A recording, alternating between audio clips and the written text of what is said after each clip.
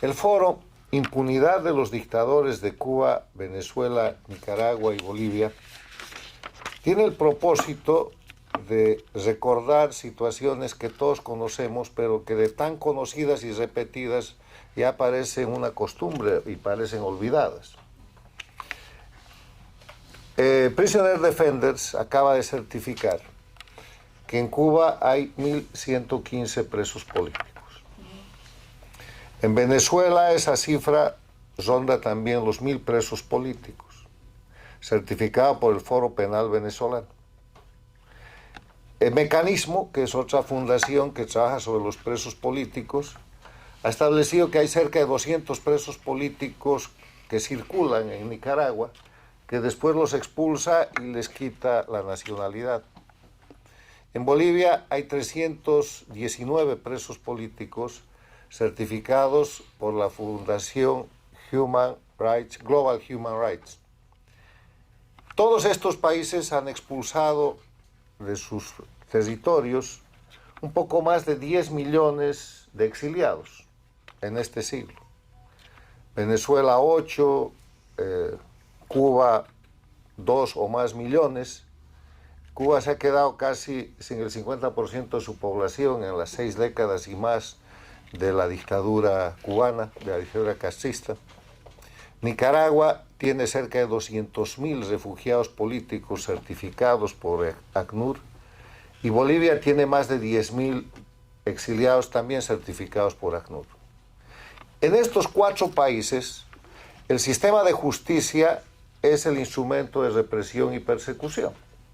En las dictaduras del siglo pasado, incluyendo la dictadura cubana y en las dictaduras militares, el apresamiento del opositor político se realizaba por medios directos y violentos. Llegaba una patrulla, llegaba un grupo militar, se llevaban el preso.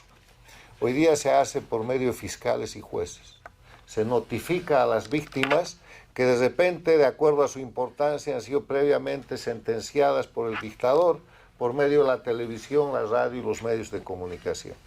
Y los jueces se han convertido en verdugos, en verdaderos sicarios del régimen encargados de asesinar la reputación, el patrimonio, la libertad y a veces la vida de las víctimas que o se convierten en presos políticos o tienen que ir al exilio forzados para proteger su libertad, o siendo presos políticos pierden la vida, porque hay también un muy importante número de presos políticos en Cuba, en Venezuela, en Bolivia y en Nicaragua que han sido muertos en esa condición.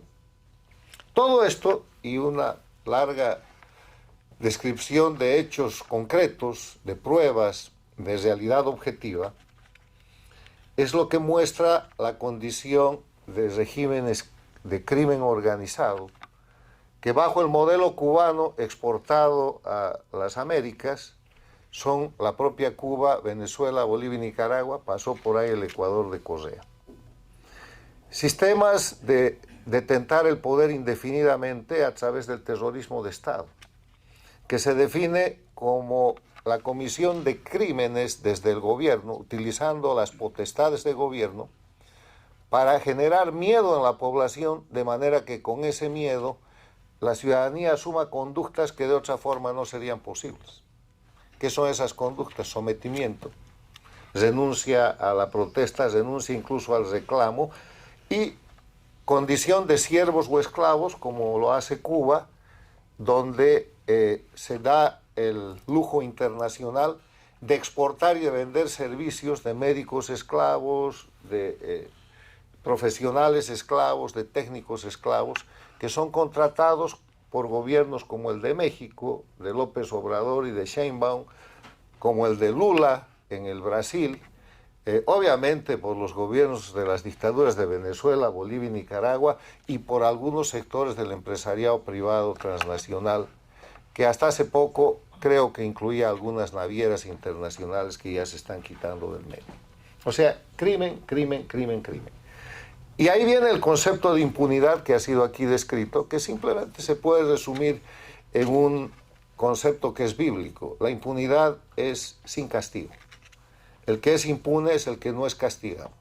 El criminal que no puede ser procesado, que no puede ser acusado, que no puede ser condenado y que no puede ser sancionado, que no puede sufrir una pena. Y para eso las dictaduras tienen un sistema de tentar indefinidamente el poder. Fidel Castro ha muerto en la impunidad.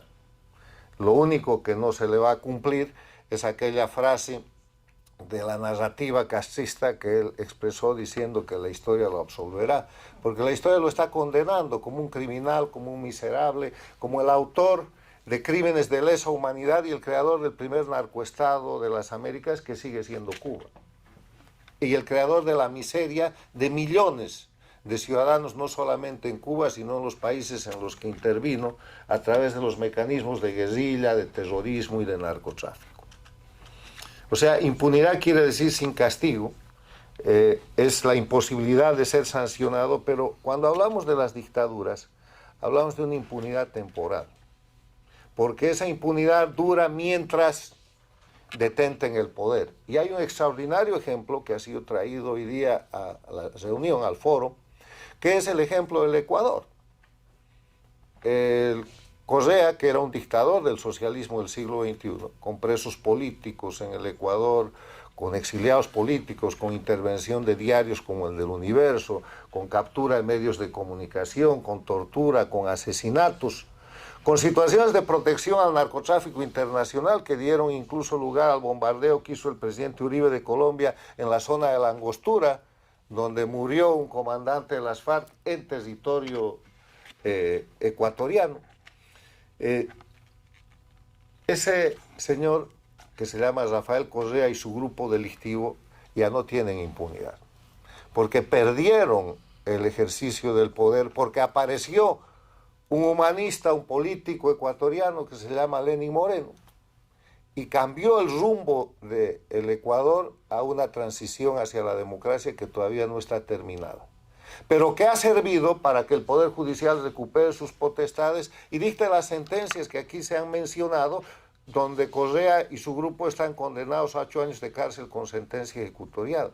Y aunque no estén presos, aunque su vicepresidente Jorge Glassy está preso, están ya condenados y ya no tienen impunidad, porque solamente se protegen en los países que otorgan una protección de complicidad, que casualmente o son las dictaduras o son los gobiernos paradictatoriales que hoy día controlan México, Brasil, Colombia y Honduras. Si ustedes ven el itinerario de estos condenados de la dictadura del Ecuador, antes iban a la Argentina con los Kirchner, pueden ir a los países que los protegen.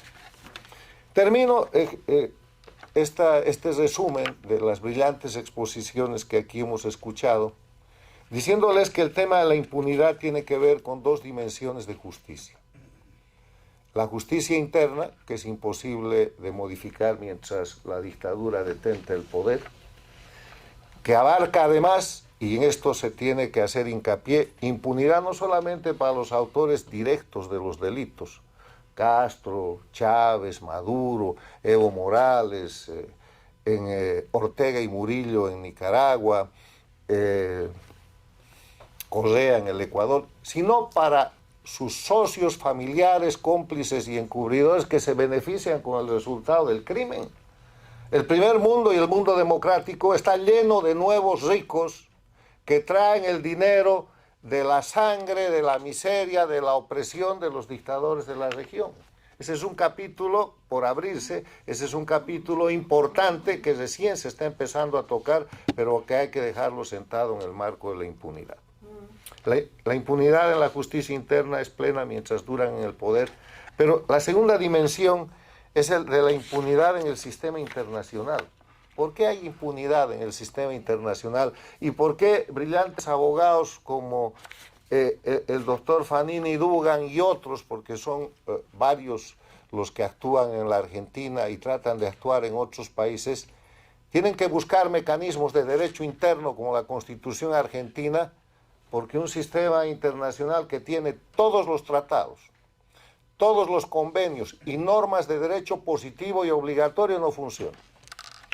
en el sistema interamericano tenemos la Comisión Interamericana de Derechos Humanos, que ha estado por muchos años en manos de gente, comisionados, designados por el sistema del socialismo del siglo XXI, que ha paralizado esa entidad que ahora empieza a despertar, que ha dictado y empieza a dictar determinadas resoluciones, como por ejemplo el señalar que Cuba, la dictadura de Cuba, es responsable del asesinato del luchador por la libertad, Osvaldo Payá Sardinas, y su acompañante. Como el hecho de que Evo Morales es responsable de la masacre del Hotel Las Américas. Está avanzando. La Corte Interamericana de Derechos Humanos ha empezado a funcionar, porque los órganos judiciales los hacen los hombres. Y si los hombres que estaban en la CIDH eran empleados y eran teclas del sistema del socialismo del siglo XXI, bajo la Secretaría General de Insulsa, nada funcionaba. Y el otro tema es la vergüenza de la Corte Penal Internacional, que no puede pasar este foro sin ser mencionada. La anterior fiscal y el actual fiscal, investigando por años hechos que son de público y mundial conocimiento, con prueba preconstituida, demostrada en todos los medios de comunicación del mundo. Vergüenza para ellos. Y terminar diciendo que en la lucha contra la impunidad no hay que cesar. Hay que denunciar, no hay que callarse nunca, hay que probar, y esta gente tiene que saber que aunque detenten indebidamente todavía el poder, están cada vez más rodeados, están cada vez más señalados, y que cuando ya se los identifica, aunque permanezcan como en una cárcel, como hacen los dictadores en Nicaragua, Ortega y Murillo no pueden ir a ninguna parte, pero hay 19 cómplices más, gracias a los mandamientos de aprehensión de la Argentina, de ese grupo, que no pueden ir a ninguna parte. Y en unas semanas habrá 50 más. Y así sigue la lucha contra la impunidad. Muchas gracias.